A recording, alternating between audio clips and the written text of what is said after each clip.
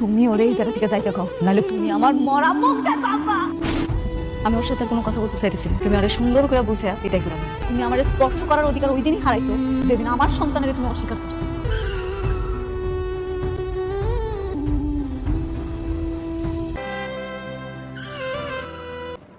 অনেক কি হয়েছে তোমার? তুমি একটু পাগল মতো হাঁটছো কেন? আর একটু হলে তো গাড়ি নিচে পড়তে তুমি। আমার না আসলে মারা যাওয়া উচিত। জীবনটা কেমন জানি, জীবন তো লাশ হয়ে গেছে। এর চেয়ে তো রাস্তার মাঝপথে শেষ হয়ে যাওয়াই ভালো। বেঁচে থাকার এই আজাব থেকে অন্তত মুক্তি পেতাম। অনেক তুমি এসব কি বলছো? হ্যাঁ, তুমি একটা ছেলে মানুষ, ভেঙে পড়লে হবে? হ্যাঁ, তুমি একটা ভুল করছো, তুমি মাপ চেয়ে নাও, তাহলে তো সে তোমাকে মাপ করে দেয়। মাফ করে দিলেই কি আর আমাদের সন্তান ফিরে আসবে? ফিরে আসবেন? মেঘলার চোখে কিনা মুছে যাবে? মেঘলা এখন আর আমাকে মানুষ মনে করেন, এখন যেটা মনে করেন জন্তু জানো। তখন আমাকে দেখে, তখন আমাদের সন্তানের কথা ওর মনে পড়ে। অনেক আমি তোমার ব্যাপারটা বুঝতে পারছি, কিন্তু তোমার কি এখনো বিশ্বাস হয় না যে মেঘলা তোমাকে ভালোবাসে? আমি বলছি মেঘলা সত্যি তোমাকে অনেক ভালোবাসে, সত্যি। ভালোবাসা কি আর আছে? এখন যেটা আছে সেটা অভিমান আর অভিযোগ। আমি যখন মেঘলার সামনে যাই, ও আমাকে আমাদের সন্তানের খুনি মনে করে। এমন একটা জায়গায় কখনো কি প্রেম ফিরে আসে? তাই বলে তুমি এভাবে বস্তিতে পড়ে থাকবে? কি কোনো সমাধান হতে পারে? তুমি নিজের কি একটা অবস্থা করে ফেলছো। হ্যাঁ, সমাধান তো এখন আর আমার হাতে নেই। আমার জীবনের সকল চাবিকাঠি সবকিছু রাতুল চুরি করে নিয়ে নিয়েছে। এখন আর কিছুই নেই আমার, এখন শুধু অপরাধের ভারটাই বয়ে বেড়াচ্ছে।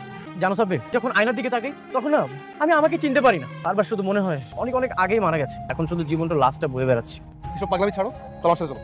না, আমি একা থাকতে চাই, তুমি যাও।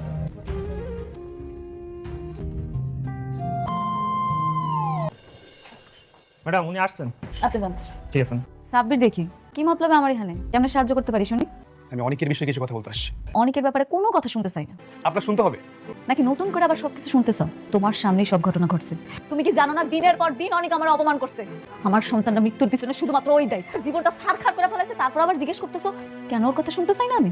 আমি সব কিছুই জানি। আপনি একটাবার চিন্তা করেন তো, একটা ছেলে যখন ডাক্তারের কাছে গিয়ে ডিএনএ টেস্ট করে দেখবে তার স্ত্রীর যে সন্তান সেটা তার না, তখন তার মানসিক অবস্থাটা কেমন হতে পারে? এটা চিন্তা করে দেখেন না। পৃথিবীর কোন ছেলেটা তার ওয়াইফকে অস্বীকার করবে না?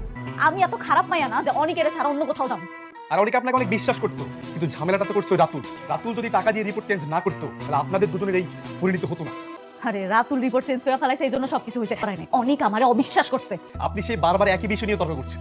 আপনাদের সন্তানের মৃত্যুর জন্য আপনি আর অনেক দুজনই দায়ী। মানে মানে আপনি সাবধান হননি। আপনার গর্ভের সন্তান ছিল, আপনার উচিত ছিল তখন আপনার এই বাড়িতে চলে আসা, কিন্তু আপনি আসেননি, আপনি অবহেলা করছেন।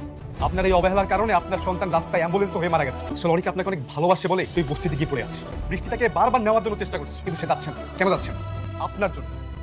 আসলে আপনি তাকে বারবার দূরে ঠেলে দিচ্ছেন। আমি কি নিষেধ করছি? আমি এখন পথের কাটা হইয়া দাঁড়াইছি। অনেক কেন জানা বৃষ্টির কাছে যা, আমি তো বাধা দিতেছি না। আর অনেক যদি যেত তাহলে সে অনেক আগে চলে যেত। সে আপনাকে ভালোবাসে, আপনাকে তো বলা হয়নি। আজকে আমি অনেকে যে অবস্থা দেখছি মনে হয় না বেচারা আর বেশি দিন বাঁচবে।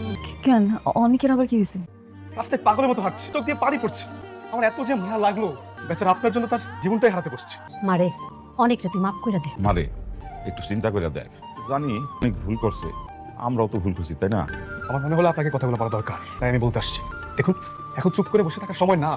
রাগ অভিমান সবকিছু ভুলে কাছে যাওয়ার সময়। দেখুন, বাকিটা আপনার ইচ্ছে। তোমাকে না বলছি বস্তিতে আর কখনো আসবে না। কেন আসবো না? তুমি আমার হাজবেন্ড, আমি এখানে বারবার আসবো। এই জীবনে আমি কোনোভাবেই তোমাকে জড়াতে চাই না। তাও না মানে? আমি কই যাব? তোমাকে ছাড়া কোথাও যাব না। একটা কথা বলবো? বলো। তুমি আমাকে ডিভোর্স দিও।